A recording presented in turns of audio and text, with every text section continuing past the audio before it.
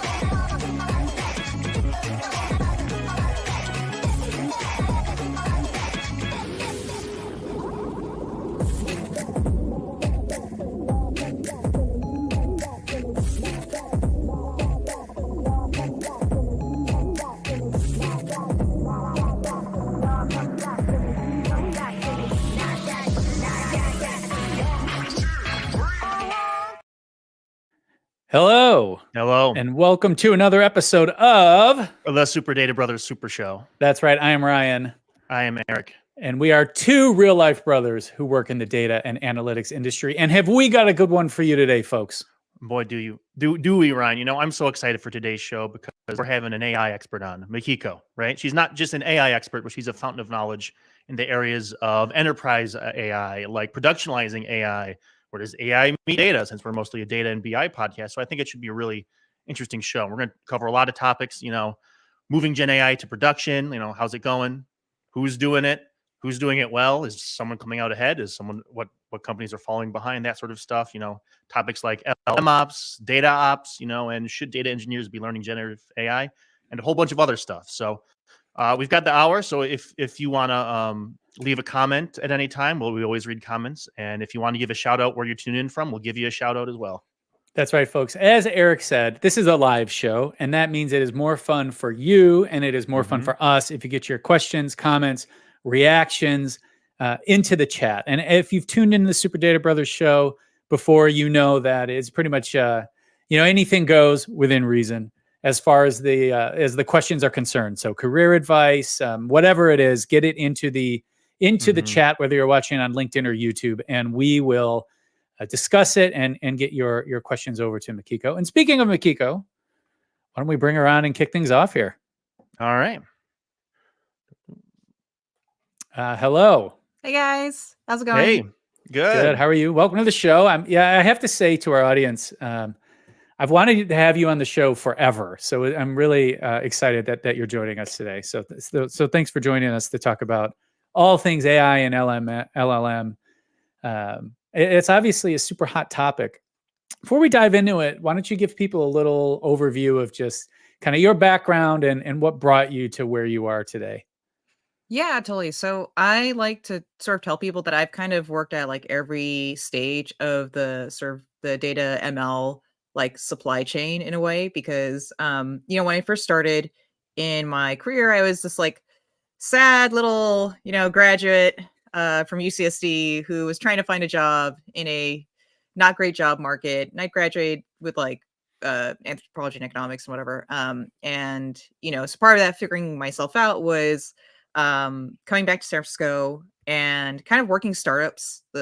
I've worked startups my kind of entire career at this point, but I started off doing more kind of like biz ops, data analytics stuff. There's a couple years where I worked as like a Salesforce admin. I was working on more like growth operations. Eventually moved over to working as a data scientist. Specifically, I worked as a data scientist at companies like Autodesk, at a company called Sunrun, which is one of the largest residential solar companies in the US. And then also a company called Livongo, which was acquired by Teladoc. So worked as a data scientist focusing on modeling like, product usage, modeling in the case of like Teladoc, for example, helping them figure out were any of their kind of like programs for helping people manage their diabetes and hypertension working. And then did another couple pivots into working as an ML ops engineer. And I worked as an ML ops engineer at MailChimp, which was then acquired by Intuit. So helping a lot of data scientists there do stuff around like NLP. And that was when I think, yeah, that was when GPT-3 was kind of first released. And a lot of data scientists started building like stuff using LLMs. Typical things, for example, like can we help small, our small, medium-sized business owners generate marketing copy based off of like style and tone, as well as like stock images and like assets for marketing campaigns. And then finally moved over to more developer relations. So worked on developer education advocacy for a feature store company called Featureform, for a data labeling company called Labelbox, and now I'm over at Fireworks, which is a platform for developing generative AI applications. So, like, kind of just from the very beginnings of I'm a business user trying to use data to do like sales and marketing reports and things like that, to going down to like the code, the data, and then in some ways kind of coming back up, so yeah, but that's my kind of journey through the data and ML world. Was there like a moment, you mentioned you started as a business user. Was there a moment where you were like, oh, you know what, I actually, the data part is what I'm more interested in. Like, what was that experience like? Yeah, I mean, so that point actually came pretty quick it came pretty quick because I kind of had an inkling that I wanted to go a level of abstraction lower, get more granular with kind of my work, because when you're a business user and you're like, you're trying to create a Salesforce report, or even at that point, we were trying to, it was the very early days of growth hacking. So growth hacking as a term really kind of only was in vogue or came about in like 2013 to like early 2015, I would say. It was when that period came about. And those early kind of growth hacking, which now growth hacking is known as growth or growth engineering law of companies, right? Was like figure out ways to get like 1,000 people sign up for an email list, and then you either go sell that email list or you scrape like 1,000 contacts, and then you do some kind of enrichment, and then you present that as leads to your like sales team, right? The very early days of what most of the sales and marketing automation tools do now. So one of those projects was like I had to figure out how to like write a little Python scraper, and I was scraping Indeed because I was working at a recruitment tech company. So of course what we need to do is we need to generate these like job listings, and we need to figure out which companies are hiring for what roles so that we could then kind of give those accounts to our like marketplace recruiters so that they could go like help start sourcing the opportunities themselves. So I did that. I think I actually accidentally like DDoS like the Indeed account or the Indeed website at that time, because early days, right? Like I didn't understand like, oh, you need to have like, pagination, you need to have timing, you need to have like all this other stuff. So I did that. Site like came down, and then the founder knew my founder, like, and had messaged him going like, hey, so our engineers have identified that like your IP address is like kind of bringing down our website. So I was like, ooh, okay, well, How did that sorry. conversation go? Yeah. They were like, she's a junior. It's her first year out of college. Give her a break. She's a self-taught like scripter. I wouldn't even say like self-taught coder. I was self-taught scripter at that time. I was just writing these little scripts, right? But then we have to get it into Salesforce, and it was like, okay, how do we do it? I made some mistakes. Like I definitely trashed like that Salesforce instance, just trying to do all these things, like figure out like fields and accounts and like hierarchy and all that other stuff. But yeah, I mean, at various points, it was like I need to have a little bit more ownership and control over the data that was being used to build these like sort of data artifacts. So I think it wasn't necessarily a desire to be a data analyst, but it was a desire to have a little bit more control over my scope of responsibilities and work. Yeah, that makes sense. And then it's quite interesting. Like that was I kind of think back to that time period. I mean, it really does seem like you made the move everybody wanted to make was from analysis to data science was absolutely the cool thing to do and I'm not saying it's not cool now, but you know, in like the mid 20 teens, it was, you know, we can remember the jobs or the articles in newspapers and stuff about the job of the 21st century and all that sort of stuff. Yeah. How did you make a transition into data science then? Like what was, you know, the step from analysis to, okay, now I'm a data scientist?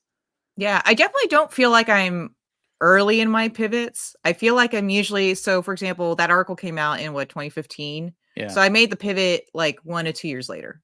So I'm always a little bit, I don't want to say I'm like slow on the uptake, but I do sort of like I'm always kind of just mid pack in terms of pivoting. But how it actually looked like was let's see. So I was working as a data analyst. I was also in a weird like life kind of crisis point at that time where I was like, my dream had been to own my own like clothing brand and all that. So I decided that I was going to try to go back to fashion school as an adult.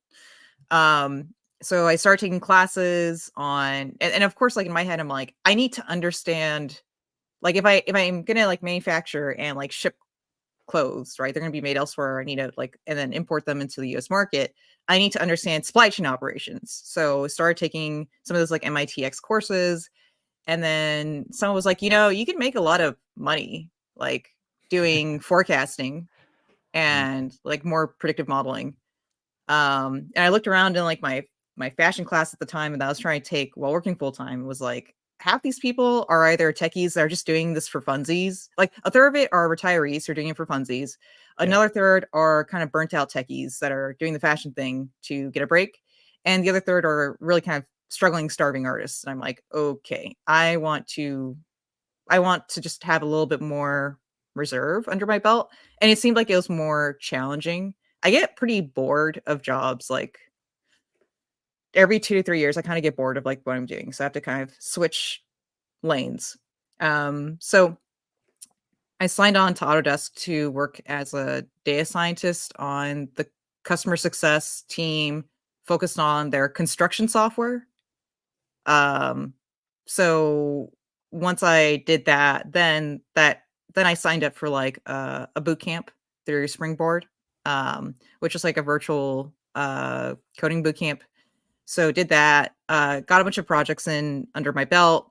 Also then switched jobs to work at a company where I just had a little bit more like ability to do things like run machine learning models and stuff like that. Because I think the challenge that people have when they're trying to make that switch is it's not good enough to like have a coding boot camp or certification or whatever, right? Like every recruiter you talk to, they want to know like, oh, when did you do this project? Like, did you work with real world data, which is really messy? You have to talk to a bunch of people to get access to like the data warehouse. And then maybe you have to get access from IT to like an environment where you can do like model training, right? There's all these hoops you have to go through. So recruiters are constantly asking like, you know, did you do this like in a real world setting? So after Autodesk, I was like, okay, this is kind of a bureaucratic nightmare. It's great if you know how to navigate it, but it was just kind of like any corporation, really. Any corporation that has a history of acquiring companies and then the back end is just an absolute mess. You can either sort of take advantage of that and sort of take advantage of the blank spots, right? Where ownership is unclear and there's no exact team that is like covering that area and it's an unpleasant area. So you like take on a task and go like, oh yeah, I'll help manage the data in this area. And then you get access to the data. And then you also do like the machine learning modeling and you do that as a side project that you can eventually sort of bring into the engineering planning process. Or you can go to a startup where you kind of get to be more hands-on from day one. And you can also kind of like change the culture a little bit easier than it would be at like a big company. So that's what I ended up doing was went to another startup to like just basically like start running the initial and building the initial kind of appreciation for machine learning at that startup. And that I think was a very important pivot. Like, because I had a lot of people say, well, aren't startups kind of risky and you're going to take a title cut and all this other stuff? But I think what's actually riskier is if you don't build up that like portfolio of work. Yeah, absolutely. I was, some overlap in experience there, and I had similar conversations with when it comes to moving to a startup. Like, oh, that's Yeah. like, oh, that's unstable, and it's like, well, yeah, but Yeah. staying where you are will also eventually become unstable, right? Like you need to Mm-hmm. progress in your career. We do have a question here from Aaron Wilkerson. Thanks for tuning in, Aaron. So he says, so is being a scripter the prerequisite to becoming a coder? I would love to see a scripter boot camp. Huh.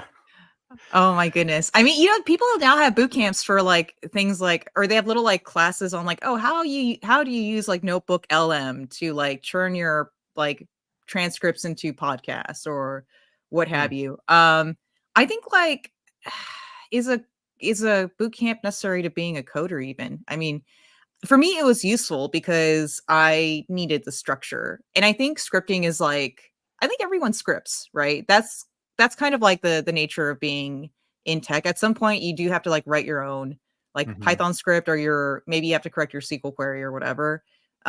So but like before we didn't have like tools like Copilot or Gemini or ChatGPT or Claude or whatever, right? So yeah, I mean, I don't know. I think even like the coding or the engineering title, sometimes people hold on to it a little bit too. They take it too seriously, right? Like, are you or are you not a real software engineer? If you're a data engineer or an ML engineer or whatever, right? I'm like, whatever the title is, yeah, in this given 2-year period, that people are calling themselves. yeah. I can't tell if I'm just like a little bit more jaded because, for example, there's a time when what was it? Prompt engineer. Prompt engineer Oh yeah. was coming out, and I saw that, and I'm like, this is not a job title. This is the skill. This is the skill. How do you write your prompts to interact with LLMs? This is a skill because it's something that you're going to use whether you're like a layman, like woman, lay person, whether you're an engineer who has years of experience, whether you're kind of like me where you're more a little bit like mid and you're kind of just using like whatever tools to like get a certain job done, right? But when people said that, I was like, oh my God, we're taking ourselves too seriously again, tech. Seriously, stop. we have a habit of that, don't we? Oh yeah. I want to ask about so we're going to dive into now a lot of talk about Gen AI and LLMs, but I want to start by kind of setting this one concept, and it's just around this word ops, right? So there's, I think the first time I heard it was DevOps. Yeah. There's ML ops. LLM ops, data ops. Data ops. So what? PsyOps. Before we talk about all the opses, when someone says the word ops, they append ops to the end of something. What is it that they're talking about? Yeah, I mean, to me, like if I just treat it like purely as how I see it, it's like, what are the processes that you set up? Who are the people that are owning that process? And then what are the tools? Like, I feel like the tools sort of they should really come third in a way, because you first have to understand like what is the process that you are trying to automate and that you're trying to make scalable and robust. And then who are the people and the teams that are owning that, right? And it, irrespective of title, once again, because I mean, earlier on in my career, I think I was definitely one of those people who were like, no, like ML ops is different from blah, blah, blah, right? And it is and it isn't, in the sense of like, just because, for example, my focus was on ML ops for a time, that doesn't mean I didn't work with the data ops team, or that, for example, a portion of the ML ops team wasn't focused on data, right? Because especially if you're trying to train like a classical machine learning model or like a deep learning model, you need to interact with the data team at some point, or people who are managing the data, especially if you're trying to improve those models. So, for example, recommendation and personalization stuff. A lot of that information comes upstream from the like application or the web app or the mobile app or whatever, right? It comes from like users saying like in the chat, like they're recommended, I don't know, like a sweater, and they're like, dude, I wanted it to be a little bit more like ugly because I'm looking for an ugly holiday sweater for like a party. So like you do kind of need to like work with those people. But that's how I view it. It's just it's processes, people, and then tools and technology is kind of third. Um in terms Yeah. of ops. Yeah. It's okay. That's very helpful because people talk about it all the time. Blank ops. It's just like, Yeah. the joke I see every once in a while is like, when's someone going to make ops for us to manage all the ops? Yep. But Ops. let's Analytics for your talk. analytics. I've heard that before. Oh yeah, yeah. Um, and then you need analytics for your analytics. So when Yeah. we talk about, let's talk about a little bit about the Gen AI landscape in Yeah. general right now, right? Yeah. So I can Yeah. So because I work for Michigan State University. So before this conversation, I reached out within like I'm with central IT department Mhm. and asked some people like what their concerns are. Because like at the university, we're kind of just getting started. We're talking to vendors, like kind of open process. So like for as like a large, not strictly technical organization, like just kind of getting into Gen AI, like what's the landscape looking like right now? What are the changes? What vendors are there? Should I use a vendor? Should we train our fine tune our own open model? Like, are there security concerns? Kind of like that. Just kind of like looking at it as an organization, just getting in at this open field. Like, what should we know and what should we be looking for or looking out for? Yeah, totally. So, let me approach it first from the um okay, so yeah, let me start actually with what can and cannot be done with generative AI. I feel like that's Mhm. always really useful. Yeah. Okay, so what can be done? Obviously chatbots and agents, people are like really people really are obsessed with that for good reason, which is that Yeah. if you have like a great agent set up, it is like having like a mini virtual like EA, right? Or a virtual assistant that can kind of do stuff for you. Um Other things, for example, like I think most people have a pretty good sense in terms of personal use cases. Like, okay, Mhm. you can like write marketing copy, you can do whatever, right? You can generate images for a blog post based on a prompt, and then a lot of the content creation process is sped up, right? Now, in terms of like use cases on the sort of more enterprisey production Yeah. side, right? Yeah. Some cases that I've seen that have been pretty useful, if not always like the most sexy use cases, are, for example, um, uh, like triaging tickets as they come in. If you're like a big national, multi-global company and you have an IT team that's just like kind of fielding sort of tickets from like all over the place and you have a lot of different products, having some kind of like triaging system where let's say a ticket comes in and then, it can immediately say, okay, based off the copy of what someone has said, not just like the fields they picked, but like what they have specified. And maybe also like if you have a known list of issues and outages going on, you could then, for example, recommend like a response. You could first triage the ticket, give it a different label. And then you could also recommend a response, right? So that's like a combination of both an agent and also like a knowledge base, knowledge assistant kind of use case. Those have been super useful. Other things, for example, like generating like product copy is a big one for a lot of companies. So, for example, the big e-commerce retail giants, um, before like a lot of the LMs, were released, you would have a marketing analyst that would have to write out all the Yeah. details of like this can of corn will I don't know is a high source of vitamin C and A and da da da, and you have to like write something kind of cute for it. Yeah. And those are people think those are really dumb use cases, but those are actually very expensive use cases because Yeah. you did used to have a person writing a bunch of the stuff, right? Yeah. And also some companies, for example, like Amazon and Walmart, if you think during the holiday season, they're probably releasing like I'm just ballparking 5 to 10,000 SKUs a month. So all those have to have some kind of copy, right? Other things, for example, let's see. So anything like that is like user support facing, that's a big one. Yeah. Those are a lot of like the big use cases. So kind of like the way I look at it is if you want to automate if there's a process that you can write in like a series of steps, Mhm. and also if you have like a baseline of truth, generative AI is like great for that. Right? Because you can always, for example, with a marketing copy before it gets sent out, you could have someone read it. Maybe even like there's another chatbot that compares it against like, okay, what did the legal team say we can include, or what did the marketing team say is like the customer persona and user story? And you could just very quickly compare and go like, is this good? Yes, no.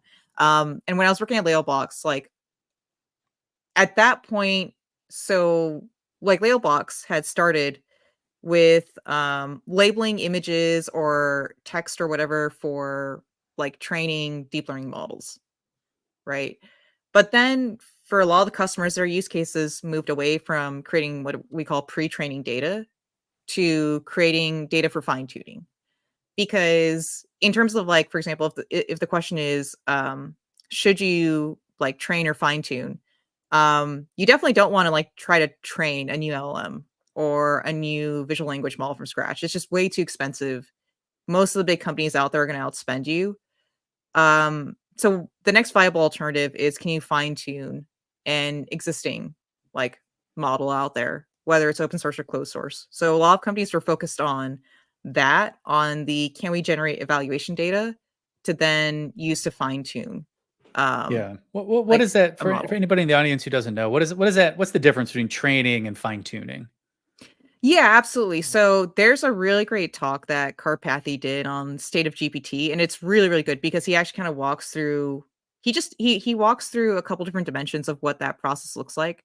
Including so in the beginning, for so all these like large language models, they were initially trained using like a huge corpus of like web data, um, that then needed to be filtered and cleaned just to kind of provide the initial sort of knowledge, right, for the LLM. But at that point, you kind of have, and this is where the term stochastic parrots come up.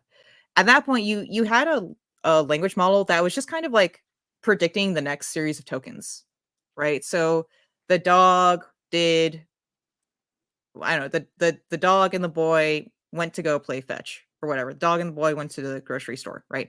So if you kind of opened up the window, then the LM would, using some kind of like probability, would then say, okay, well, the next tokens are going to be here. Yay.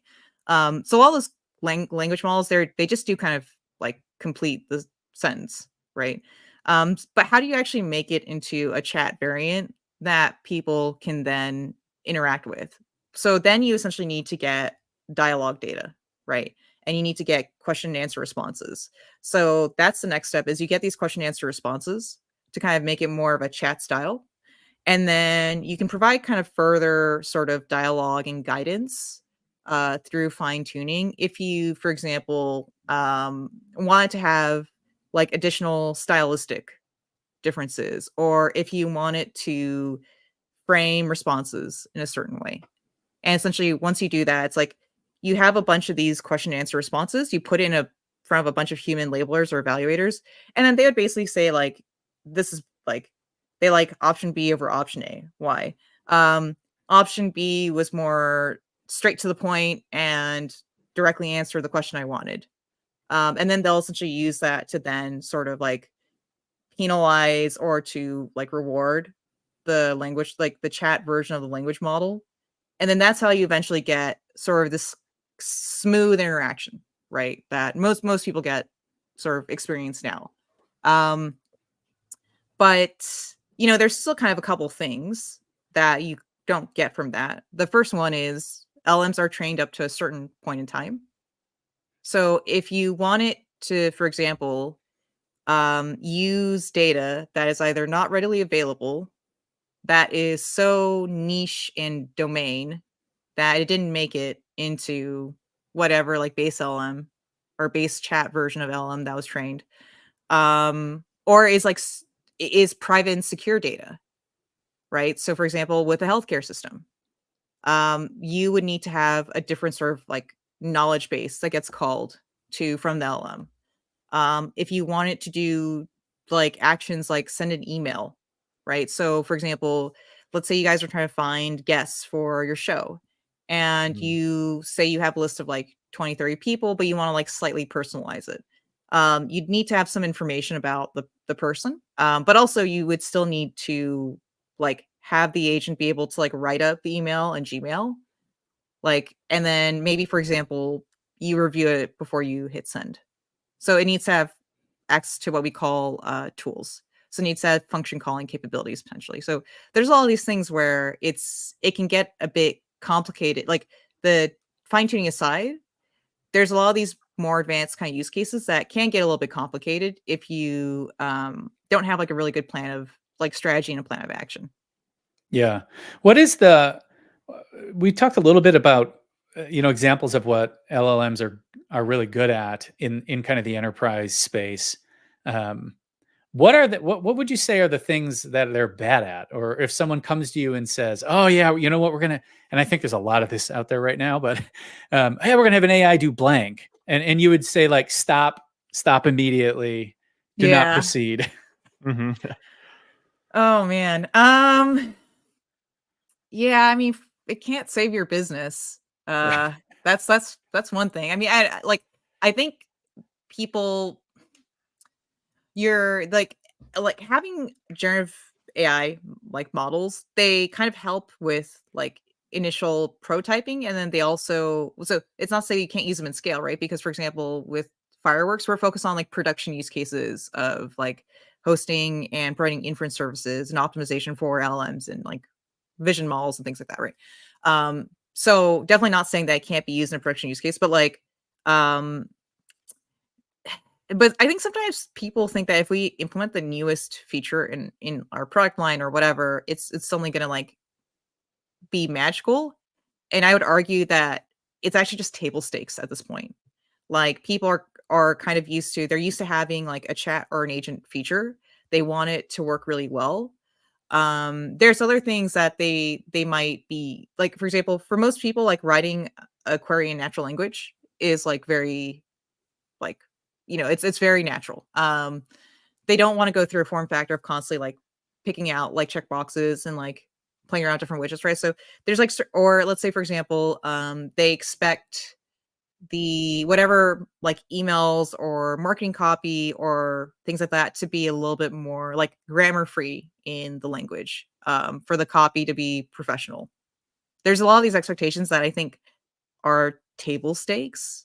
So when people assume that like, okay, generative AI is going to immediately boost like whatever product revenue or things like that, I'm like, I think it's not quite like that. Unless you have a very clear sort of interaction or stage of like the user journey that you're trying to solve for. Um, let's see what else. Things that's it's really bad at. You definitely don't want to. You have to feel very, very confident and have some kind of guardrails models if you want to have an agent that just automatically takes actions on your behalf, Yeah. right? Like you have to really be super, super secure in that because, for example, let's say I've set up an agent system to reach out to people on LinkedIn for just like a quick intro chat or whatever, right? And let's say it picks up something from like the person's LinkedIn profile and then it says something very inappropriate. Like I don't know why, maybe whatever, right? That would be like really embarrassing. That could be embarrassing, that could be like really damaging. Yeah. So in cases where it's like, for example, this is like a painful potential outcome, like people should have some kind of like human intervention, right? So I'd say, but it's still pretty cool. It's still pretty cool. And even like, so there's definitely use cases on the production level, but also there's just some fun things you can do on a personal level. So for example, yesterday I was at the CrossFit box, and a lot of times when you're working in between sets, they just shit talk. They have these questions. They're like, for example, well, you know how Cocaine Bear says it was inspired by true events? And they're like, what? How many of these movies are inspired by true stories? Like, what's the Yeah. percentage of truthiness? And I was like, I could build that.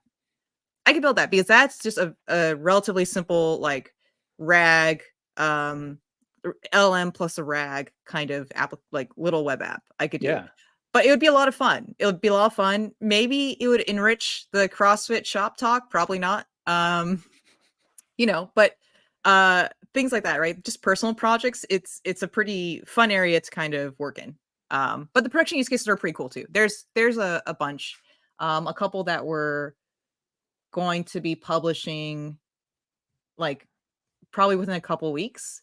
They kind of remind me of some of the work that we were doing at MailChimp, where the initial purpose of a lot of these, like, LMs, it wasn't necessarily to create a chatbot, but it was to speed up what is, like, for example, if you own your own business, you are CEO, you are chief marketing officer, you are chief sales officer, you are IT, you're everything, right?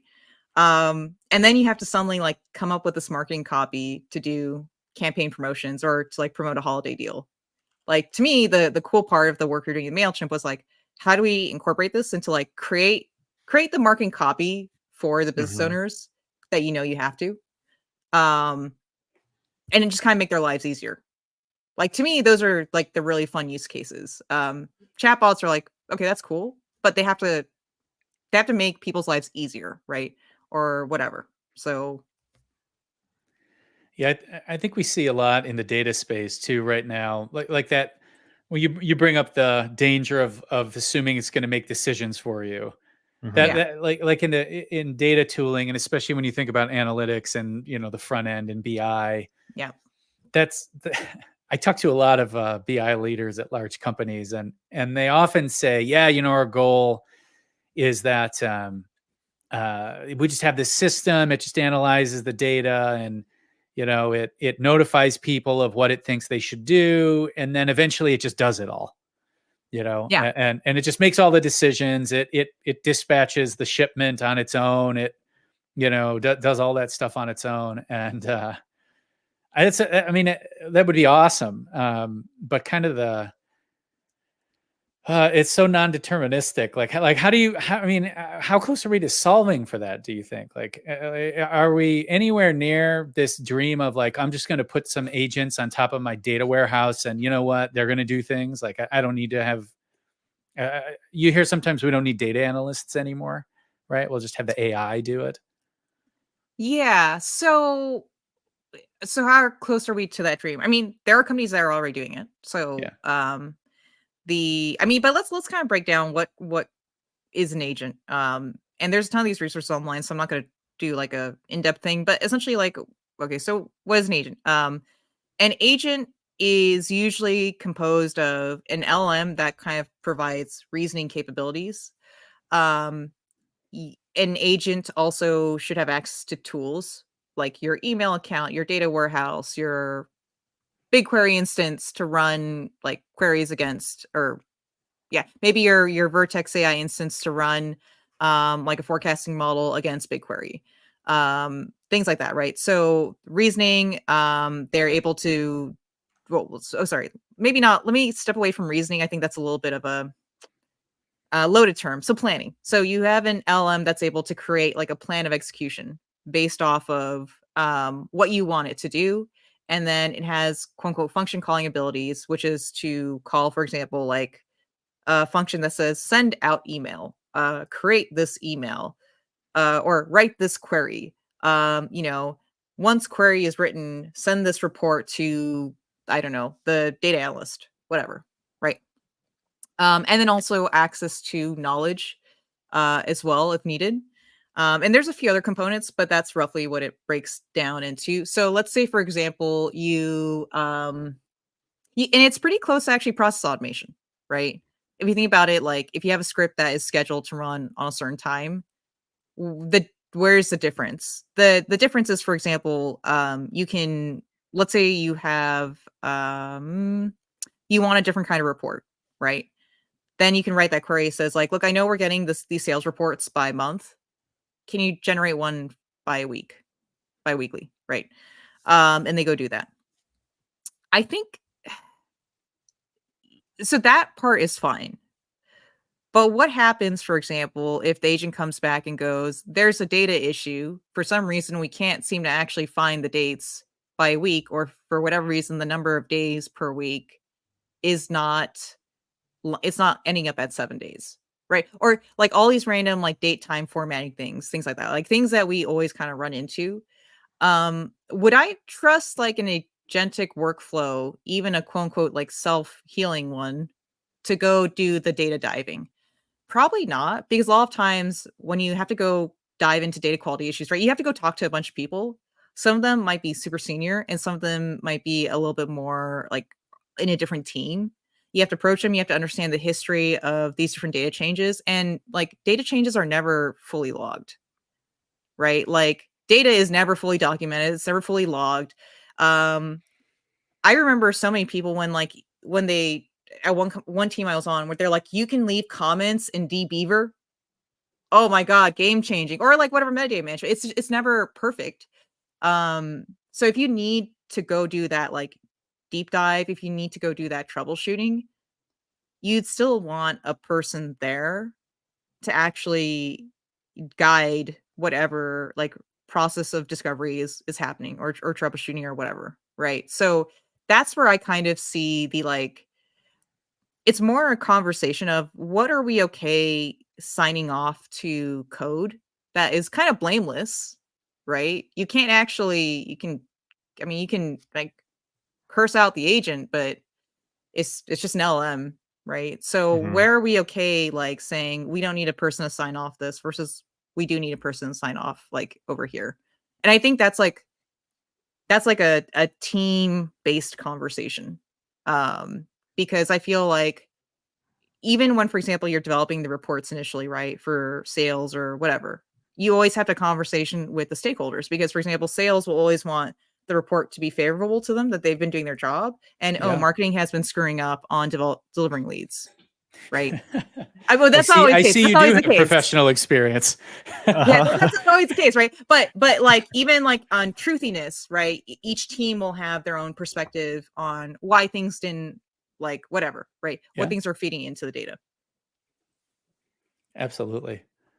What so as a data person, a data engineer, or an analyst, like should you be learning about this stuff, or what skills should you be focusing on in order to adapt to all this we're talking about?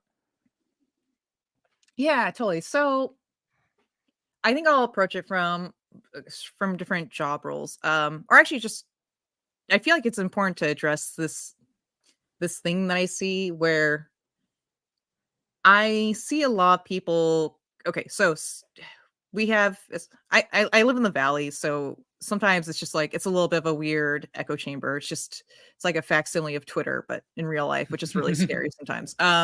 But so you have a group of these sort of like more like AI like optimists who are just straight up like, yeah, let's have the generative AI overlords just like automate away all the humans, and we'll live in like this utopian kind of paradise, right? And they're like, damn the consequences, or at least the consequences should be like favorable to humanity as a whole. And they're constantly kind of hyping up all the benefits of like generative AI. Then you have kind of like the doomsdayers who are like, um, this is you know, this is just like everything is gonna go to the dogs. We're gonna end up in a dystopian universe that's just completely run by robots, right?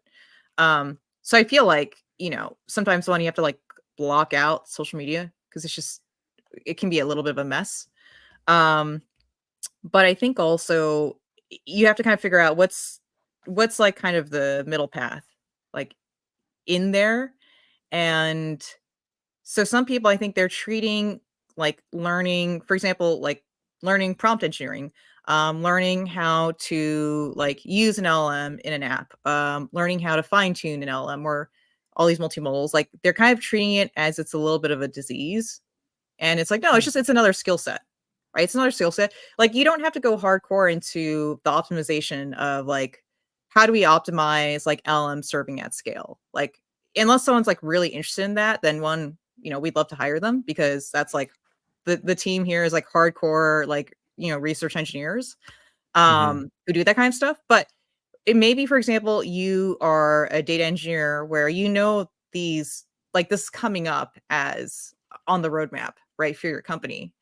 To not then learn, like, okay, what's an LLM?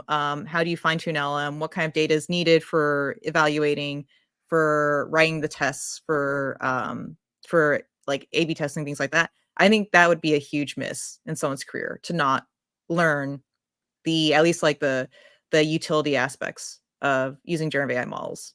And then I think for example, actually, I'm working on this like demo, and the demo involves basically not just like image generation, but it also involves like human segmentation, or like it involves object identification segmentation.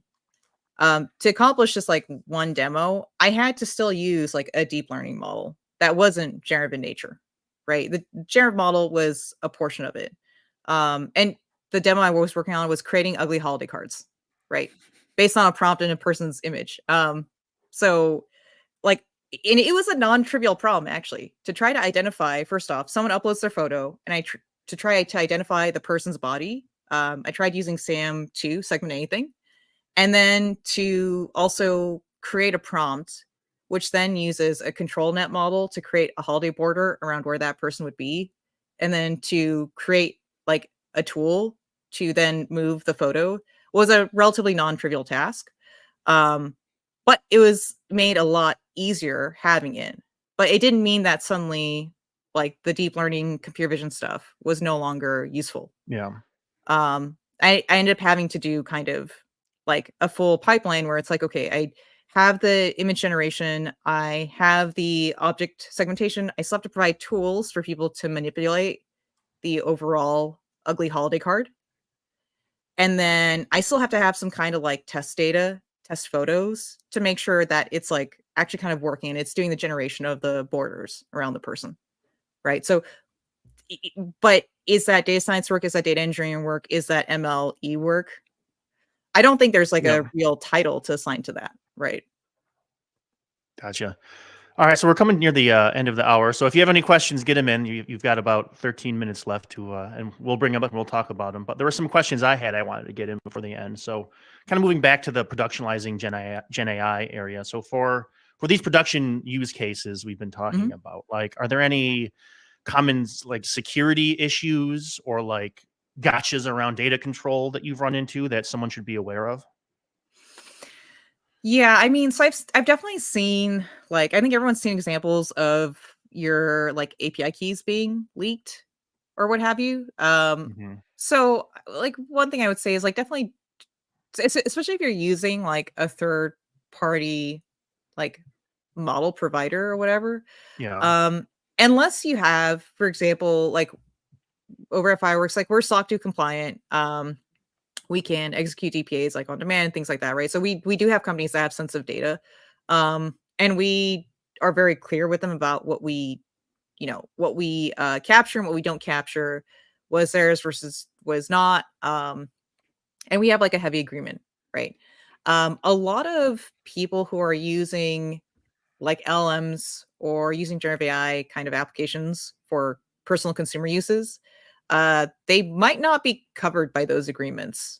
So I think that's one thing that they should kind of be aware of, is like the data that you're sending, unless the company has specifically said that they are not training on it, Hmm. you should assume that they are training on it, right? And that data could eventually kind of be regurgitated. There were some embarrassing instances earlier. That's also where like the development of these quote unquote like guardrail models come in, is like, for example, to do things like if someone uploads their phone number and address, to like a D to identify, and then to kind of like strip it out of the data that's being used to fine tune train. But you're kind of still relying on the model provider to convey that to you and then to do it. So that's something that people don't really think about. The second part that's a little bit tricky is like you have to look at the licensing more than ever. The licensing of the open source model really, really matters because Oh some yeah. models they are fine tunable, but they're not like pure open source, and some of them you can't actually use for commercialization, right?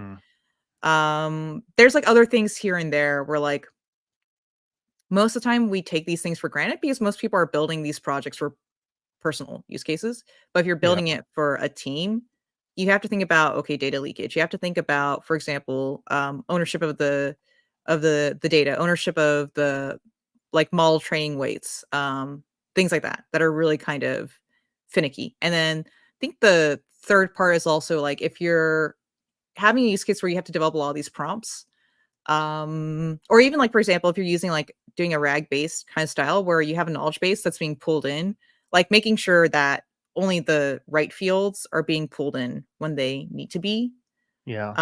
and things like that. So a lot of the prompt engineering stuff, and this is why it's like if someone's kind of not like building the skill around understanding prompt engineering, they could potentially like run into some challenges because some of these things could be um some of the potential like embarrassing issues could be ameliorated by um good prompt writing, Yeah. you know.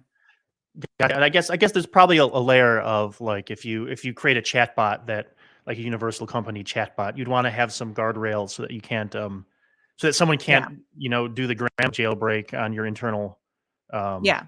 and your internal machine and then get people's HR information and that sort of stuff, right? Yeah. So like I guess there's probably some structural like so I guess you have to think beyond the chatbot. You have to think of like your data structure as an organization for this RAG, Yeah. right? To limit it based on some sort of role. So I think there's a lot that probably needs to be considered here. So we've talked Yeah. a lot about like the different like what the use cases are and the different sorts of stuff we can do. So as like coming in fresh, like if I like we were talking about different model providers and different vendors, right? So like what like who are those vendors and like do you have any like suggestions about that or like who's winning, who's losing, who's doing really good stuff and who's falling behind and that sort of stuff? Gotcha. I mean, let's see. So category of fireworks that we're in is we're mall providers, and then we also have some stuff around inference engines and things like that, right? So there's definitely folks in the category of mall providers. So or actually let me kind of step back. So it goes back Yeah. to almost the Could you define buy. a mall provider or Yeah, well, a mall provider. Well, so it comes back to the buy versus build decision, oh, right? So gotcha. let's say, for example, you are happy to build. Yeah. So most of the cloud providers have some kind of training and like fine tuning environment setup. GCP, AWS.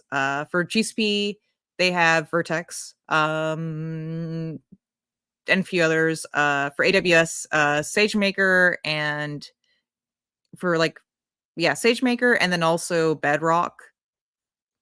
And then let's see, there's like Azure as well, right? So they all have their training and like fine tuning environments.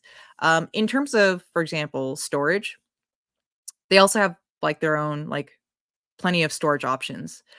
If someone wanted to, for example, not use a major cloud provider, they would kind of need access to a couple things. Like one, they would need access to the models. So you could use a model host like Fireworks, which has an inference API. You would also need access to ideally like a vector database of some kind. So there's a couple people in that category. There's Weaviate, there's Pinecone, there's a few others. Let's see. Um, uh, yeah, Zilla's is in that category as well. And then, okay, so you have your training slash fine tuning inference engine, you have your vector database. And then maybe, for example, you have some kind of like agentic stuff that you or Mhm. workflows to manage, right? And then you also might have your kind of more traditional deep learning ML workflows that you need to orchestrate. So, um, Ray with any scale, outer bounds with ML. Wait, yeah, Metaflow. There's a bunch of like ZenML. There's a bunch of MLOps providers there. So I think at that point, that would need to almost be a. And then there's also all these like monitoring and observability companies. So I think they're definitely, when you're kind of navigating the landscape, generally speaking, unless you kind of have the talent and the investment in-house already, Hmm. I think sometimes it's fine to actually start with a vendor that can kind of host and manage all these workflows, that you can kind of just you just get access to, like whatever LLMs or image models or what have you through like an API endpoint. I think that's all fine to start with. Usually the costs are not that insane. Hmm. Like to for example, get an LLM with a chatbot and you try it out on like a subset of users, the costs are fairly reasonable to do that now. At that point, then one could decide, okay, um do we now kind of bring it in house, right? Because then Gotcha. once you bring it in house, there are all these other things that you have to kind of think about, which is like who's going to be owning it. For example, if the service goes down, who's dealing with the outage, things like that. Okay. Yeah. If you're owning it, then you're dealing with it, which Yeah, yeah, isn't quite as fun. yeah. Gotcha. So, oh, I had another question I was going to ask, but I forgot to write it down, so so I can't This is ask you. the burdens of being a host. I know. I know. uh, no, this is. I mean, this has been really fascinating. I think Mhm. I can say like what I see a lot of big companies doing is what you suggested, is kind of first going with a commercial provider, Yeah. um, especially like where we live. I don't know Yeah. if you wanted to put together your own totally homegrown AI team to build all this architecture yourself. Could you find enough people in the Detroit area to do it? Like, if if you want to build a If robot, we've got yeah. we've got people. Oh We yeah. got tens of thousands of people who can build a robot, right? But if you If want to you build need a an RAG expert architecture, on like robots that like shoot glue onto different parts and the different stream consistencies. Oh, we've yeah, got that in yeah, this area. exactly. We've got There's my friend does. right, yeah. That's his whole job is he's expert of robot glue. So I think it is like you'll see a lot of that, especially in places where we don't have access to the natural like local talent to put that sort of stuff together. Okay, so we're just like we got a couple of minutes left. I will ask you. Usually, the last question on the show here is the same for every guest, which is, if there's someone who's looking to make a transition into a data or AI career, or maybe a young person who's considering jumping into this industry, what's your top piece of advice for them? Yeah, I mean, I think I mean, first thing I would say is like build projects that are of interest, and then figure out a way to like expand them to be useful, like to cover technology or skill set that's kind of in demand. I think that helps with focus because it's very easy, I think, to get lost amongst like the landscape of kind of all the data, ML, and generative AI stuff that's going on. Um, I would say like I hear a lot of these things, like for example, like data engineers are going to be automated out. Like data scientists are no longer really super useful. All other stuff, and I try to view careers as being a little bit more holistic than that, which is like, for example, I've made a pivot like 5 different times for different role functions because there was just a certain skill set or certain types of problems that I wanted to work on, right? Um, so I think people can be a little bit more forgiving on themselves if like the thing they want to work on doesn't have a clean label, right? But I also say like I think right now, like if you work in the intersection of data to ML, as in you have the data entering skills and you are producing like data artifacts for ML team consumption and all that good stuff, that's like a really great place to be.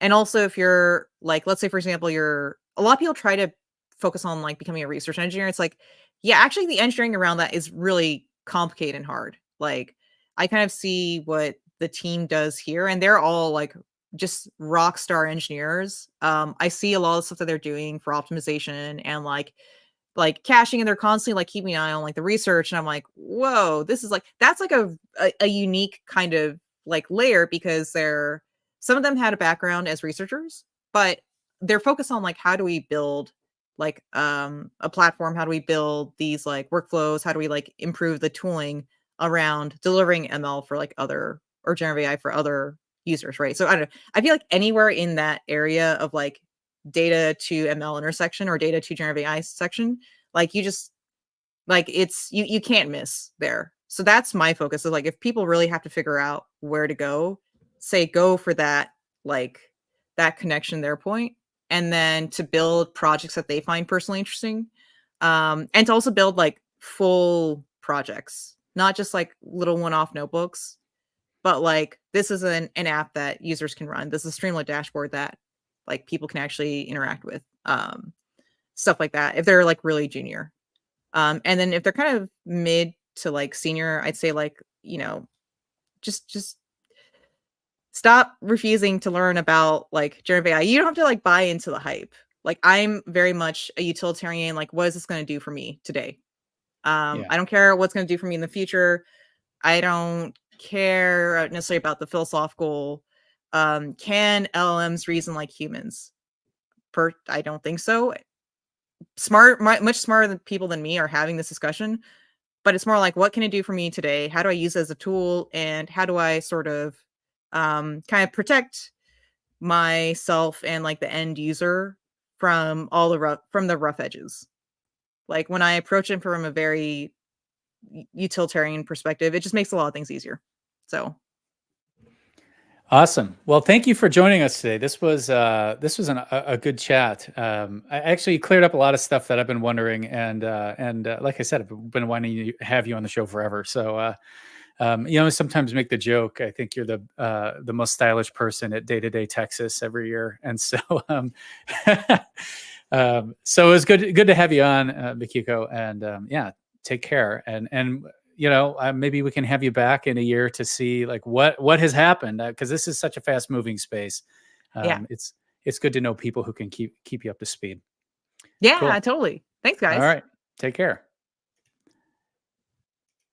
All right, man, she is really smart. All right, so folks, thank you for joining us today on the Super Data Brothers show. Of course, you can catch us every Thursday from noon to 1 o'clock Eastern as we interview experts in data and AI and other topics like that. Next week, we have coming up Juan Cicada from Data.World to talk about knowledge graphs. I think the first thing I'm going to ask him is, what does the word ontology mean? Because everybody uses it and everybody nods their head in the audience. 45 minutes of the conversation. Yeah, and I think everybody says it and they don't actually know what it means. That's my theory. So we'll clear that up for everybody. But 12 o'clock Eastern next week, Juan Cicada. Really looking forward to that. All right. I think that's it. Thanks for tuning in, everyone. All right. Until next week, I am Ryan. I am Eric. And we are the Super Data Brothers. Take care, everybody. Bye.